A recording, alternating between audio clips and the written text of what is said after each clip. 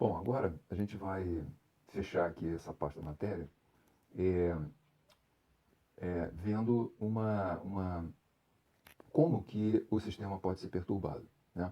Até então, até esse momento, a gente está tratando, né, de vibração forçada. Então, a gente até agora entendeu, né, que o nosso sistema, massa-mola, ele tem sobre ele uma força externa aplicada, né? E no nosso caso, a gente está trabalhando com uma força harmônica, né? Estamos trabalhando com cosseno até o momento, poderíamos estar trabalhando com seno. Acontece o seguinte, nem sempre essa perturbação, e até a situação mais comum, ela é por causa de uma força aplicada. Quer dizer, a força vai gerar um deslocamento, também, né, harmônico. Muitas vezes, na maioria dos casos, o deslocamento harmônico ele acontece porque, na realidade, o suporte da mola ele se mexe, certo? E não porque tem uma força externa aplicada. Então, se agora a gente representa aqui o suporte da mola com uma linha que não tem essa achura aqui, né? Então,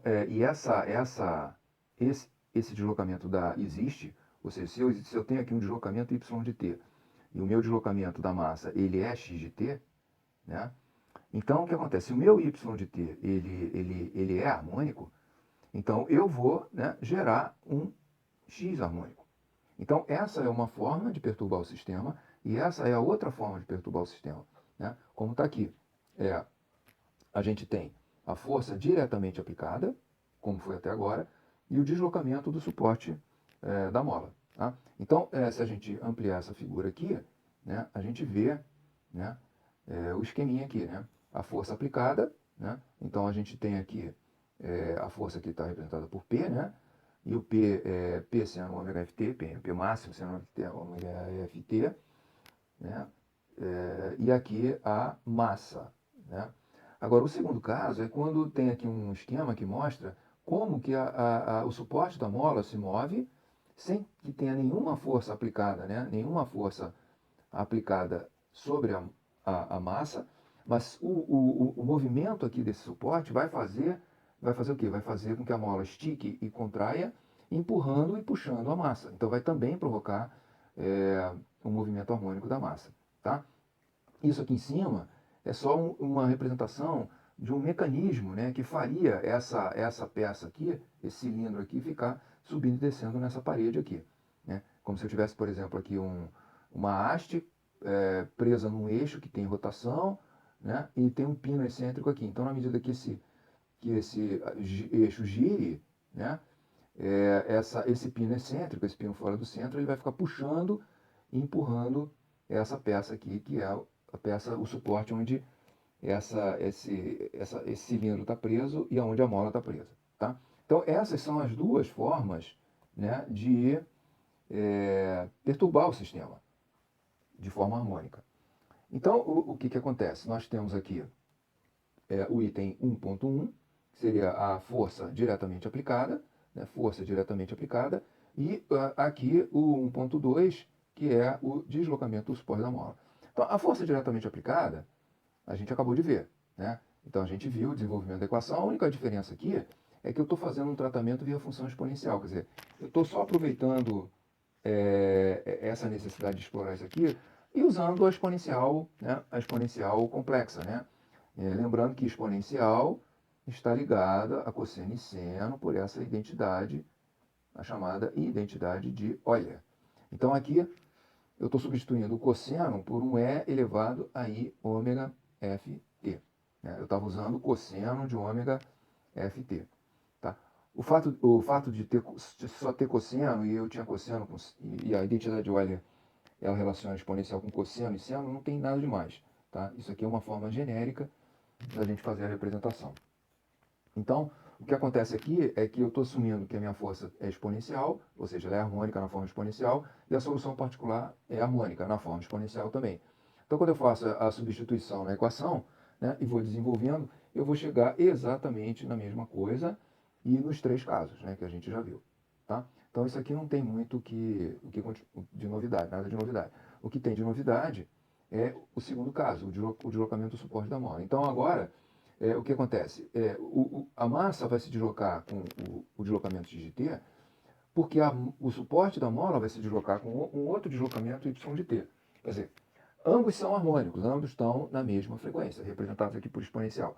A única diferença é que x vai ter um deslocamento, uma amplitude de deslocamento, e y vai ter outra amplitude de deslocamento. Né? Isso é uma situação muito comum quando a gente tem, por exemplo, um ambiente em que você tem o teto do ambiente, né? Nesse teto, ele na verdade ele é o piso do andar de cima, certo? Aí aqui você tem alguma coisa pendurada, né? E aqui em cima existe um motor, existe uma gente pulando e tal, existe uma fonte de vibração que vai provocar aqui um movimento y de t do teto, que no caso não é o piso, e esse teto, o sistema massa-mola está preso no teto, então ele vai se deslocar com y e vai fazer a massa, vai comprimir e esticar a mola e vai fazer a massa se deslocar com x. Bom, então, a diferença agora é que nós não temos força. Então a nossa equação m, x2 pontos, mais kx igual a f, né, eu não tenho f. Então seria igual a zero. Mas eu tenho um deslocamento. Então, e como é que eu quantifico esse deslocamento? Porque, na realidade, o deslocamento da massa é x, mas a deformação da mola, né, não é kx. Porque a deformação da mola, porque a mola se mexe com y e ela se mexe com x. Então, a deformação dela, que gera, né, a deformação dela, o delta dela, que multiplicado por k, gera a força da mola, não é mais x nem y. É o que? É x menos y. É a diferença dos dois deslocamentos multiplicados por k que vai dar a força da mola. Então a minha equação vai ficar m, x2 pontos, que é o deslocamento da massa, mais k, que multiplica x menos y, vezes igual a força. Igual a força não, igual a zero. Né? Igual a zero, porque eu não tenho força externa, igual a zero, que é exatamente isso que está aqui. Então aí eu vou fazer as substituições, na verdade eu vou pegar, eu vou deixar x de um lado e y do outro, eu vou pegar esse k vezes y aqui, jogar para o lado de cá. Vou fazer as substituições, o que é x, x2 pontos aqui, e o que é y, que y é isso aqui. Então quando eu faço substituições, vai aparecer a exponencial dos dois lados, eu vou eliminar, e eu vou ter isso aqui, né? Menos ômega f ao quadrado m mais k, que multiplica x, é igual a k, que multiplica y. Né?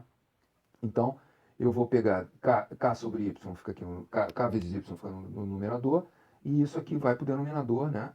E aí eu quero saber do x. Então eu vou dividir por k, fazer a mesma coisa que eu fiz antes, dividir por k, e aí a minha resposta ela agora, ela fica com essa cara aqui muito parecida com o caso anterior. Só que no caso anterior, eu em vez de ter y, eu tinha o quê? Eu tinha f0 sobre k. Agora eu tenho o y, que é a amplitude do deslocamento do suporte da mola. E a solução completa vai seguir o mesmo caminho. Então, essa passagenzinha aqui ela é importante só para mostrar que não só de força, não só com uma força externa você é capaz de excitar o sistema. Mas se a mola, se no suporte do sistema tiver uma excitação, ele vai responder vibrando da forma como a excitação do suporte da mola está ocorrendo. No caso aqui, a gente está assumindo que essa excitação do suporte da mola ela é harmônica. Tá? Então, com isso a gente tem essa segunda possibilidade.